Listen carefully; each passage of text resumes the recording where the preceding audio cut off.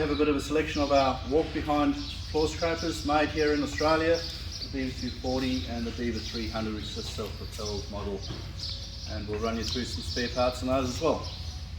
And here we have our assembly bay for the Beaver floor scrapers, and again parts on the shelf. So if you want axles, pins, little eccentric drives, gas struts by the dozen,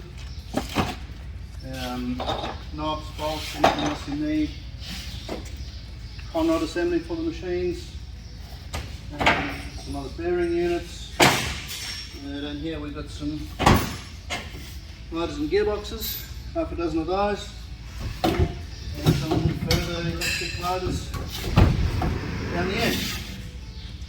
And that's some of our range of spare parts for the Beaver floor scraper, made by us here in Australia.